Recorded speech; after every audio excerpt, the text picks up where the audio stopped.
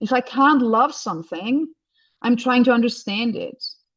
And the funny thing is that lots of people say that being fully understood is so much more important than love, because love can grow with time. But if you get each other on like a in a deep rooted way, is not so often to come by.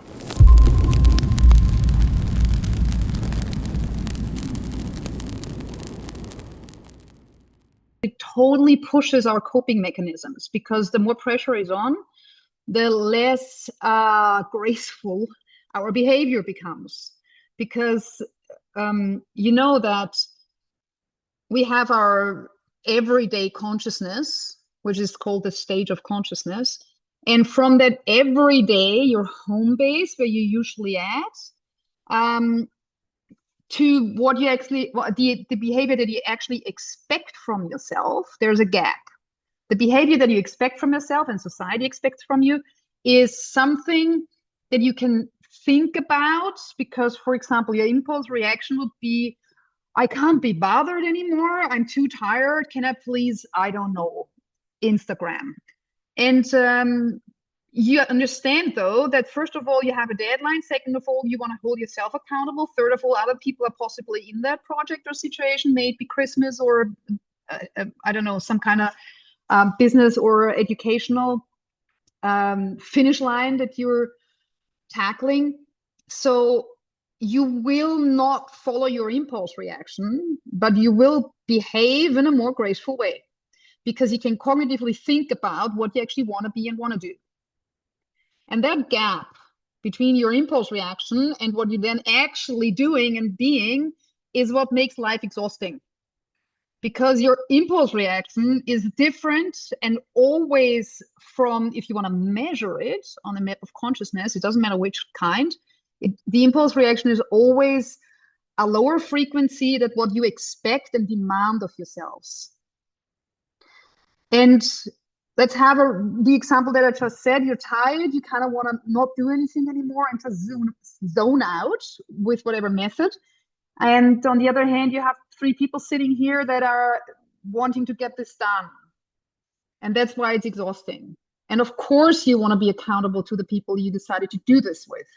Doesn't matter if it's family prep for Christmas, or a thesis that you write with somebody, or a project that you create with somebody.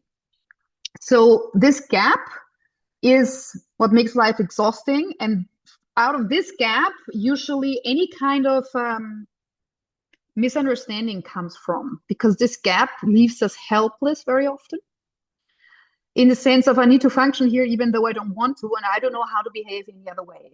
We need to function, full stop. Society demands this. I have signed up for this Christmas party or project. I said I would do it, so now I kind of need to. That's the opposite of responsibility. That's what's the word? Obligation. Verpflichtung in German. That's not responsibility. Responsibility is a joyful state. It's like, hey, cool, let's do this. Yes, I signed up for it, and I'm curious how I'm going to do this now. That's the felt sense of responsibility. The felt sense of obligation means I said it, so I need to do it now, whether I want to or not. That's obligation. So if somebody says, come on, be responsible, you can counter, you want me to oblige. Big difference.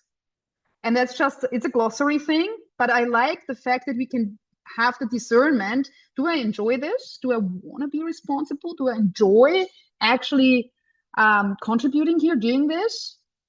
Or do I feel obliged? When we are in any of these situations, especially when the gap gets bigger and bigger, because our impulse reaction is like less and less graceful, and we still have the same demands, then we feel a lot of complexity. We feel a lot of things that we need to do, and we're a bit exhausted, or a bit clueless how to manage it all, or just not just tired. Maybe it's not even that complex. It was just too much. That means we have emotional complexity. We might not have complexity in so many tasks, but we might have complexity in the sense of, okay, there's 3 emotions that I hold at the same time. And that gets exhausting. And people always want to reduce complexity. you cannot reduce complexity. The only thing you can reduce is complicatedness. It's not the same thing. It's a little bit like obligation and responsibility, not the same thing. Complicatedness and complexity, not the same thing. So using the term complexity while wanting to reduce it is not possible. The complexity of this world is ungraspable. And the moment we realize that we're either overwhelmed because we understand we have no chance of actually understanding everything, although we kind of want to, especially if we're very smart. And then, why am I pointing this out? Because that already is a coping mechanism. You want to know, you want to understand. And that's a coping mechanism when we're overwhelmed. So the mind wants to understand what's going on because we feel somewhat overwhelmed and helpless in how to navigate a situation. And then we dig in, we tunnel in. And that's well and good. I'm not saying I am the meaning maker in person. That's my job, basically.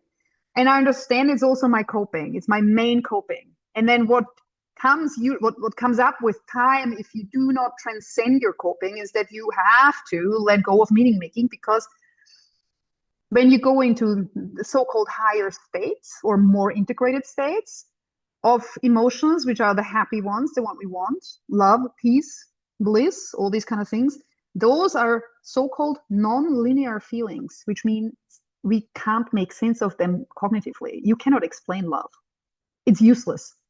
So meaning making stops when it comes to love and peace and bliss and all these more integrated states. That's why we realize, oh, it's a coping mechanism. I see. If I can't love something, I'm trying to understand it. And the funny thing is that lots of people say that being fully understood is so much more important than love, because love can grow with time. But if you get each other on like in a deep-rooted way, is not so often to come by. Is that you guys, when you have this with each other, you don't really understand each other, but you see each other. It's more a felt sense than an actual cognitive process. So what is meant when we say, okay, love is something that can grow, but really getting each other is a rare thing, is what actually happens there is that you recognize a piece of yourself in the other that works the same way. And especially in close friendships, in very dear relations, business partnerships, and romantic love, that's a fantastic thing. Because that means you do not have to use many words. You do not have to explain yourself much. You just are, and the other person looks at you and you get it. I call it beyond speech. You just get each other. And that's gorgeous.